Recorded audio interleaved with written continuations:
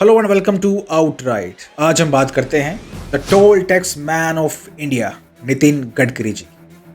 उनको लोग बोलते हैं the highway man of India, लेकिन in my humble opinion he remains the toll tax man.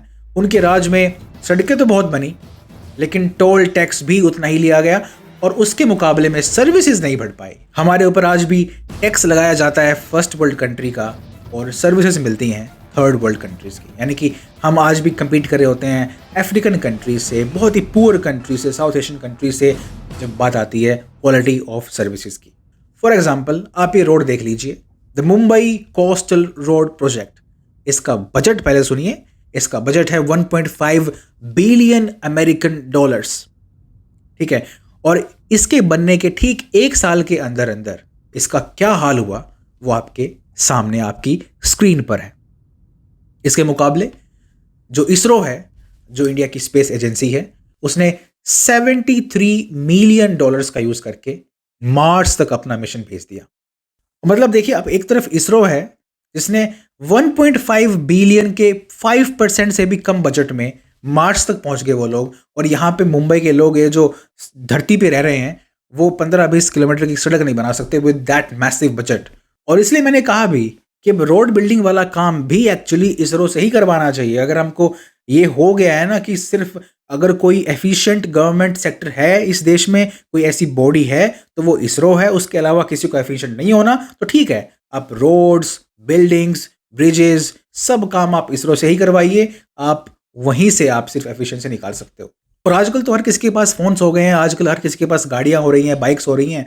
सब लोग ऐसी हर रोज ऐसी वीडियोस बना के डालते रहते हैं इंस्टाग्राम पे, फेसबुक और एक्स पे, जहाँ पे मैं समझता हूँ कि हमारे देश की गवर्नमेंट को, बाबूज को, ऑफिशियल्स को देख के शर्म आनी चाहिए कि हम कर क्या रहे हैं। अब फॉर एग्जांपल देखिए दिल्ली मुंबई एक्सप्रेसवे की ये वीडियो लास्ट ईयर आपने देखी होगी। मतलब बोलते हैं ना कि इस सड़क पे गाड़ियां लिटरली उड़ती हैं। वो अब बीच में 120-100 किलोमीटर की स्पीड पे गाड़ी आ रही होती है, एकदम से वहां पे सामने क्या मिलेगा? बैरिकेडिंग, उसके बाद एकदम बम्प। तो मतलब आपने ऐसा लग रहा है कि सरकार गिद्ध की तरह बैठी हुई है कि यहाँ पे कोई आके मरे और मैं उसको अपना खाना बनाऊं, ठीक है। मतलब आपने बैरिकेडिंग कर दी बिना ये सोचे कि आदमी अगर रात के अंधेरे में 120 की स्पीड पे आ रहा होगा तो क्या उसको बैरिकेडिंग दिखेगी? क्या इसको स्पीड बम्प दिखेगा? आप उसको जान से मारने की प्लानिंग कर रहे हो एक तरीके से। और इसलिए मैं कह रहा हूँ कि बाबूज पे, गवर्नमेंट ऑफिशियल्स पे, इनको लिटरली शर्म आनी चाहिए ये सब देख के कि ये हो क्या रहा है। आप जान से मारने की लिटरली प्लानिंग करके बैठे हो। उसके बाद ये देखिए, गुड़गांव एक और मेगा सिटी है। ये लोग बोलते हैं ना कि हमारे पास पैसे नहीं है, पैसे नहीं है। ये तो गुड़गांव से महंगी या कहिए कि रिच सिटी तो कोई नहीं होगी इंडिया में। वहां का ये हाल है, जहां पे रातों रात आपने एक एकदम खड़ा ब्रेकर बना दिया। वैसे तो ये स्पीड ब्रेकर होता है, लेकिन यहां पे मैं इसको बोलूंगा गाड़ियों को तोड़ने वाला है। गाड़ी ब्रेकर है ये आपकी गाड़ी को तोड़ देगा और शायद आपकी रीढ़ की हड्डी को भी तोड़ देगा। अब यहाँ पे सर देखिए, जिनके पास अपनी गाड़ियां हैं 3 व्हीलर या 4 व्हीलर, वो फिर भी अंदर बैठे हैं, सेफ हैं। उनकी चलो आगे से गाड़ी खराब हो जाएगी, रिपेयर होकर ठीक हो जाएगी। अब जो बेचारे 2 व्हीलर्स हैं, उनका देखिए क्या हाल हो रहा है यहाँ पे। अब 2 व्हीलर्स के लिए मैं अगेन बोलूंगा कि सरकार वल्च एक गिद्ध बन के बैठी है कि कब ये 2 व्हीलर्स वाले लोग यहाँ पे आके गिरेंगे, मरेंगे, और कब मैं उनको अपना शिकार बनाऊं। मतलब यहाँ पे बात हो रही है गुड़गांव, मुंबई, दिल्ली, इन सिटीज़ की, जहाँ पे हम हर बार सरकार ये उनके पास ये एक्सक्यूज़ होता है कि यार हमारे पास बजट की कमी है, हमारे पास तो पैसा नहीं है, पैसा नहीं है। ये इंडिया की सबसे रिचेस्ट सिटीज़ की मैं बात कर रहा हूँ, वहाँ पे ये हाल है। वहाँ से हमारे पास ये कम से कम वीडियोज़ आ पाती हैं। सोचिए वहाँ पे क्या होगा जहाँ पे पैसे लिटरली नहीं है और जहाँ पे लोगों के पास ये फ़ोन, इंटरनेट, ये अवेयरनेस नहीं है, जहाँ पे पीपल कैन कंप्लेन। तो वहाँ पे क्या हाल होता होगा। मतलब ये राम भरोसे कोई कंट्री चल रही है तो वो इंडिया चल रही है। और यहाँ पे सिर्फ सरकार को मैं ब्लेम नहीं कर रहा हूँ, सरकार अच्छे रोड्स भी बना के दे देती है, तो वहाँ पे जो हम जैसे लोग हैं, मतलब भगवान ने हमको भी क्या बुद्धि दी है कि अगर आपको अच्छी रोड्स मिल भी जाएगी तो वहाँ पे लोग जो है ना सर, लोग आपको आपस में जो लोग जो आपके साथ चल रहे होते हैं, वो आपको मारने का प्लानिंग कर लेते हैं। फॉर एग्जाम्पल ये देखिए, तो ये है भैया, अभी हम मुंबई एक्सप्रेसवे पे, जो सोना से चल के मतलब दिल्ली से चल के और मुंबई जा रहा है। और यहाँ पे ट्रकों की हालत देखो, कौन सी लाइन में चल रहा है ये ट्रक। तो यार अगर ऐसे ही इस पे हालात रहेंगे तो फिर तो एक्सीडेंट का तो लेवल बढ़ेगा ही। वो देखो, वो आधा टायर उसका उस लाइन में और आधा इधर चल रहा है, मतलब कोई सिस्टम नहीं है। ये वाली लाइन है जो, ये ओवरटेकिंग लाइन है, और इसमें आप ट्रक ले जा रहे हो और स्पीड क्या है भाई, 52 की स्पीड पे, मतलब 50 की स्पीड पे। अब वो इधर आ गया, मन कर रहा है जहाँ चला रहे हैं। मतलब 120 की स्पीड पे गाड़ी आ रही है और आपको ठीक सामने से मिलेगा एक ट्रक चलता हुआ आपकी लेन में जो कि 40 की स्पीड पे चल रहा होगा। अब उस टाइम पे क्या करेगा आदमी? मैनूवरिंग करने के लिए एकदम लेफ्ट राइट मोड़ेगा, वहां पे आपका एक्सीडेंट हो जाएगा। या फिर आप उसमें ठोक देंगे ट्रक वाले में। ठोकने पे भी ट्रक वाले का कुछ नहीं बिगड़ने वाला, वो अपना मस्त चल रहा है 40 की स्पीड पे एकदम फास्ट लेन में, उसका कुछ नहीं बिगड़ने वाला। बिगड़ेगा आपकी फैमिली का, आपकी गाड़ी का और आपका खुद का, जो आप वहां ड्राइव कर रहे होंगे।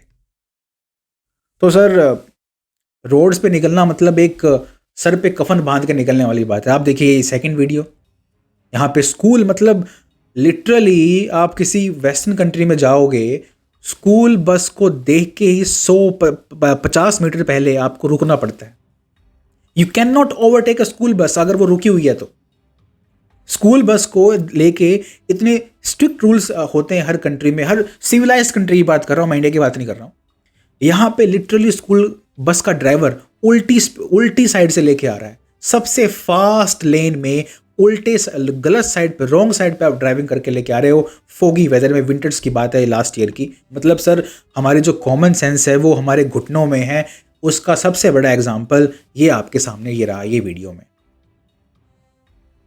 कितने वहां पे लोग मरे, जो बेचारे अपने जो रूल्स को फॉलो कर रहे थे वो लोग इसमें मर गए, और जो वाहियात जो ड्राइवर था वो इसमें बच गया। मतलब ये भी देखिए कि भगवान भी कितना हमारे साथ जो है ना, सरकार तो छोड़िए, हमारे साथ तो भगवान भी फेयरनेस नहीं करते हैं इस कंट्री में। अब सर, कमी किसकी निकाले? कमी तो हम में भी है कि हम आज तक रोड सेंस डेवलप नहीं कर पाए, और सरकारों को तो हम क्या ही बोले, हम बहुत छोटे आदमी हैं सर, हम सरकारों से क्या ही सवाल कर सकते हैं। केजरीवाल जी को देखिए, दिल्ली में इलेक्शन चल रहे हैं, साफ साफ उन्होंने एक्सेप्ट कर लिया कैमरे के सामने कि हाँ भाई, मैंने बोला था कि मैं तुमको यूरोप के स्टैंडर्ड्स की सड़क बना के दूंगा, नहीं दे पाया। 5 साल दे दो, 5 साल में कर देंगे। उसको पता है ना भाई कि मैं ये बोल भी दूंगा तो लोग मुझे वोट करेंगे, और मैं लोगों से वोट ले लूंगा, बिकॉज ना तो लोगों की वो प्रायोरिटी है और ना वो मेरी प्रायोरिटी थी कि मैं सड़कें ठीक करूँ इस कंट्री की। प्रायोरिटी क्या थी? प्रायोरिटी थी मेरी फ्री सब्सिडीज और ये फ्री बीज देना, महिलाओं के लिए मुफ्त ये कर देना, मुफ्त वो कर देना, जिसमें सरकार की कोई अकाउंटेबिलिटी फिक्स नहीं हो सकती, जहां पे सरकार का गला आप नहीं पकड़ सकते। वो काम करवा लो आप इनसे, फ्री भी दिलवा लो, टैक्स पेयर के पैसे में मौज करवा लो, अपने घर पे एकदम लेविश फैसिलिटीज लगवा लो। ये सब काम तो आप फर्स्ट डे पे कर लोगे। सड़क आप नहीं बना पाए अच्छी, क्योंकि बिकॉज ऑफ XYZ रीजंस। अब वो एग्जैक्टली क्या वजह थी उनको जानने का ना तो हमको इंटरेस्ट है और ना गवर्नमेंट को कोई इंटरेस्ट है बताने में। तो भाई, राम भरोसे ये चल रहा है, इसलिए मैंने कहा कि चलो इसरो को लेके आ जाओ। और हमारे देश के टोल टैक्स मिनिस्टर वो क्या बोल रहे हैं, देखिए। वो कहते हैं कि इंडिया में जो रोड ट्रेजेडीज बढ़ रही हैं उसका सबसे बड़ा रीजन है पुअर प्लानिंग ऑफ रोड्स। तो सर, आप रोड मिनिस्टर हैं, आप पुअर प्लानिंग कर रहे हैं, तो अपने आप को आप फायर क्यों नहीं कर देते? और अगर नीचे के जो ऑफिशियल्स हैं वो खराब काम कर रहे हैं, बार बार खराब काम ही हो रहा है और आपसे वो फिक्स नहीं हो रहा है, तो why don't you resign again? भाई, फायर करके साइड हो ना, फारिग हो जाएं आप। कोई नया बंदा आएगा जो बाबूस को फिक्स करेगा और उनकी अकाउंटेबिलिटी को फिक्स करेगा।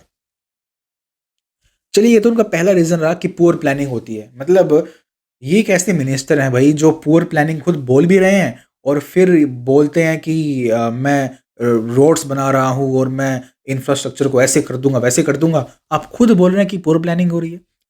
अच्छा, सेकंड रीजन क्या बोलते हैं? Falling quality of engineers in India. बोल रहे हैं कि हमको ढंग के लोग नहीं मिल रहे काम करने के लिए।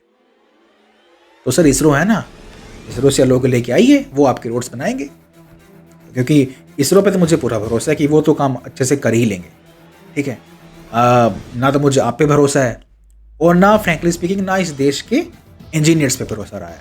जैसी रोड्स हम देख रहे हैं, तो फॉलिंग क्वालिटी में तो आप पकड़िए गला एजुकेशन मिनिस्टर का कि क्या हो रहा है आजकल हमारे कॉलेजेस में, क्या हो रहा है हमारी बड़े बड़े जो संस्थाएं हैं वहाँ पे क्या सिखाया जा रहा है उनको, कि वहाँ से आप पास आउट होने के बाद भी आप ऐसी रोड्स बना के दे रहे हैं। या तो आप एक काम कर सकते हैं ना कि आप बाहर से भी इंपोर्ट कर सकते हैं इंजीनियर्स को। वैसे भी हम बहुत कुछ इंपोर्ट करते ही हैं बाहर से, चाइना से हम बहुत कुछ इंपोर्ट करते हैं, वहाँ से क्यों नहीं हम अच्छे इंजीनियर्स को हम इंपोर्ट करते हैं, जापान से हम लोग कर सकते हैं अच्छे हैं, क्योंकि the point is how to save lives of poor people. चलिए सर, आज के लिए इतना ही।